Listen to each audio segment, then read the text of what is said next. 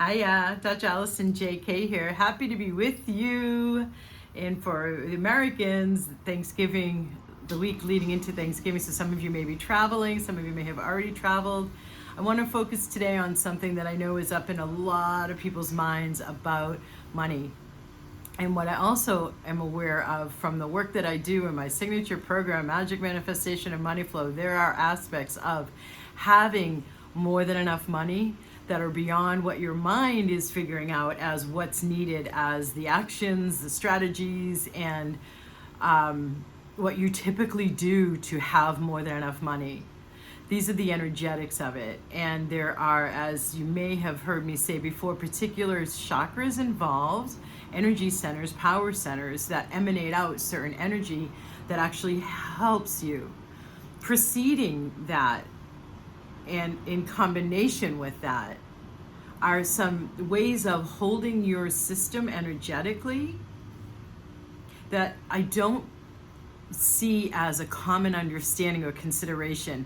Like if you are someone who goes into programs and working with a coach or a mentor to have more than enough money, or to increase your income or your money flows for in success for your business, are you focusing on your allowing?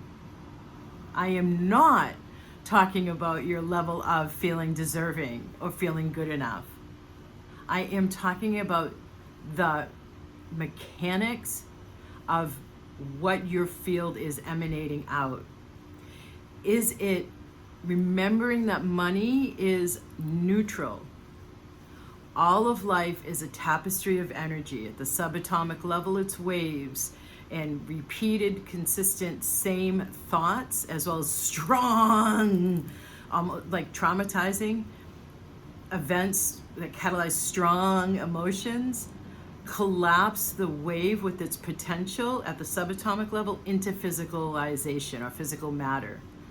So if you are mentally telling yourself, I want more money, and your energy is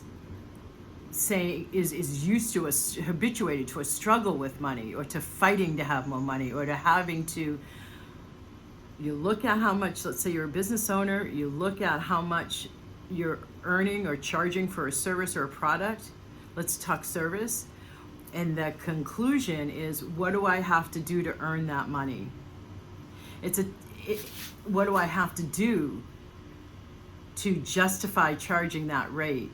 Or what do I have to give in order to receive that transactional give and take thing? All of that's of the head, and it's of the old paradigm. One of the key energetics moving forward to have increased success on the material plane in your physical life is from the metaphysical approach within your energy and consciousness of allowing. That's allowing yourself to choose differently. That's allowing yourself to have a different experience in life. That's allowing yourself to evolve beyond limiting patterns. That's allowing yourself to move into a new higher level without sabotaging it, delaying it, procrastinating it. So the key word there in energetic is allowing. And so we get to that allowing through different clearings and activations, is what I've learned, because everybody has a different series of entangled beliefs, like a ball of yarn, that I have to undo when I'm working with them. But there are commonalities for sure that I've seen through the decades of doing this work, that the allowing of yourself to go beyond your previous levels, there typically needs to be shifts in one's energy, meaning in their subconscious and unconscious beliefs, conclusions, traumas, past life experiences, karma, in order to open up to go beyond their previous allowing.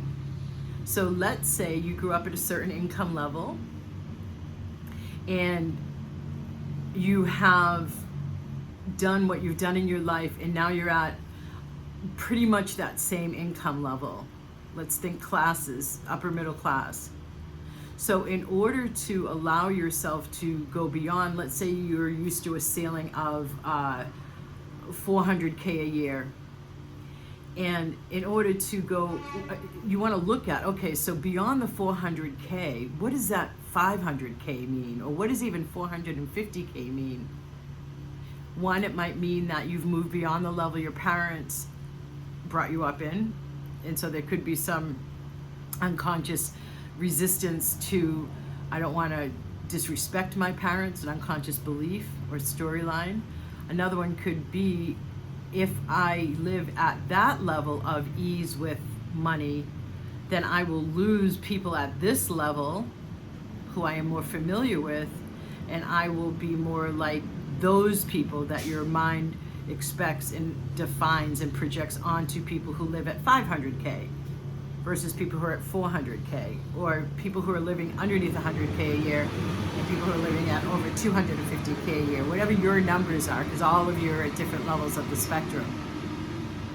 So there is this allowing of yourself to have more that is not about deservingness and is not about good enough or not good enough. And I find that a lot of practitioners in this spiritual industry, it's become coaches and mentors and therapists, really focus on self-esteem too much, because there's certain mechanisms within the structure of our mind. And my first signature talk is Nature of the Mind, and it's based on what I learned from the decades of meditation, as well as the work in exploration and research I did, and the learning I did in the decade I lived in Asia, including my yoga teacher training in India. So Buddhist meditation understands certain natures of the mind, and one of their, and forgive me those of you who already know this, one of the things I love delivering to general audiences is one of the most basic Buddhist tenets is every human mind is neurotic. Here are the tools with which to work with your own particular flavor of neuroses. So there's core. So again, the first signature talk of mine is called The Nature of the Mind. It's actually available on my website, vibrationalupgrade.com, in my shop. And the second, that's the first track of my meditation product. And the second track is my meditation practice itself, which is what Buddha taught the most for meditation. It's me, you can listen to it and have a meditation practice set up from listening to it. It's, I think, the least expensive product on my shop. That's not marketing, that's for those of you looking for that.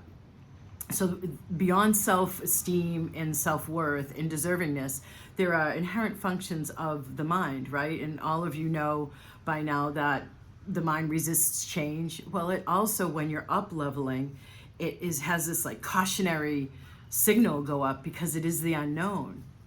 So there is this allowance that you, depending on who you're working with and what tools you're using, either gradually or increasingly allow yourself to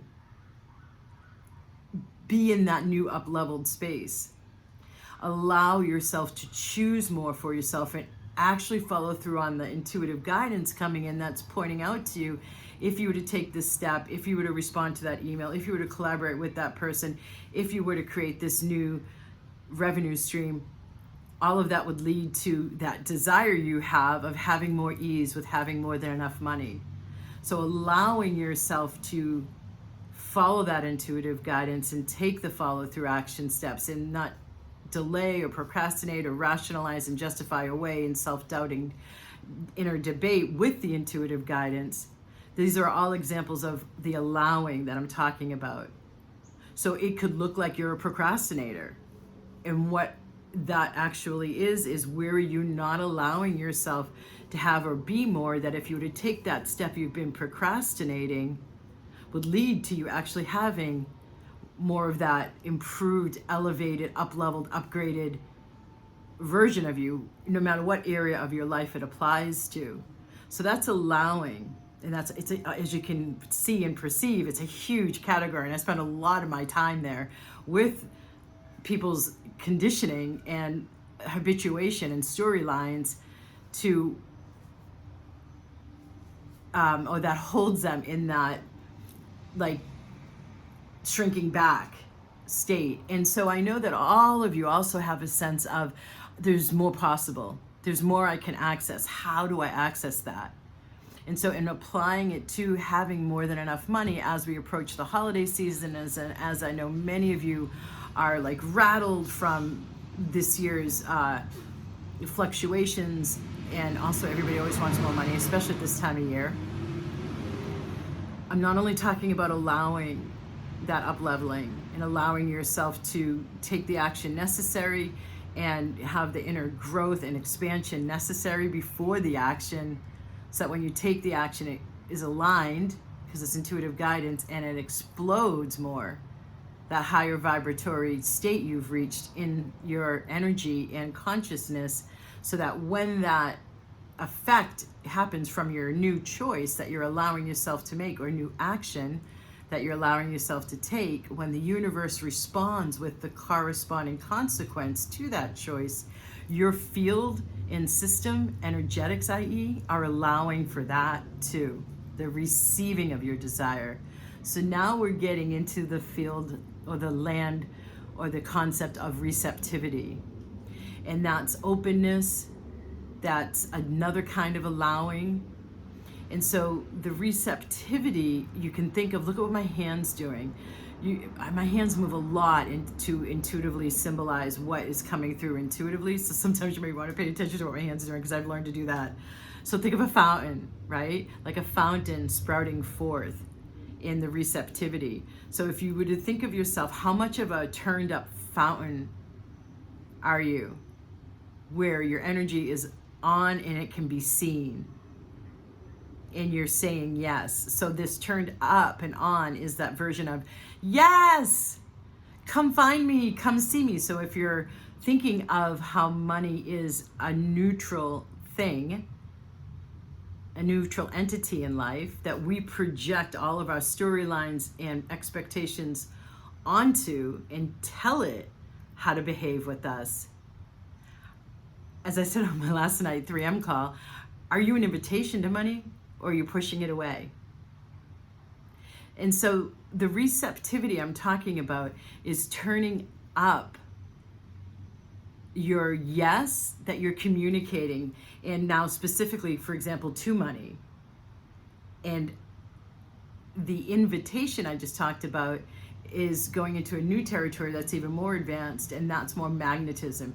And the receptivity and magnetism are aspects to the heart chakra. They're literally aspects to the heart chakra. So when we clear blockages like lack of self-care or frustration or resentment or blame or anger, all of those close the heart chakra down. Those are also aspects of the heart chakra. So this is one of the key mechanics to the science of our subtle energy system that are meant to be helping us in life. The mind is no longer the primary tool. The intellect is no longer how you gain success in the new vibrational backdrop we're living in. I invite you to come into at least my Activate Your Magic program, but where you're really gonna speed it all up and get to a new version of an up-leveled you that's lighter, quicker, and easier, and more fun, is my Magic, Manifestation, and Money Flow signature program. I would love for you to allow yourself to take that step and allow yourself the up-leveling that is so, you would so benefit, regardless of if you work with me or not. If you're up-leveling your consciousness and your energy system, your subtle energy system, so that by the time February gets here with the new energies, you and your creativity and your alignment and your intuitive guidance is so turned on that your receptivity and your allowance is also in place and active, you can take more advantage of those fresh new energies coming in. I really would love for you to set yourself up to have a much easier time and more fun, because this 2012 to 2032 year, 20-year grand shift of humanity's spiritual awakening and what is considered our greatest evolutionary leap that 2 of my 4 books are written about, and that I had a 2.5-year weekly radio show interviewing experts on until I became an expert on. We have turned the corner, and we are in almost the fresh new energy that you will clearly be able to identify, no matter how perceptive you are or not, by mid-Feb.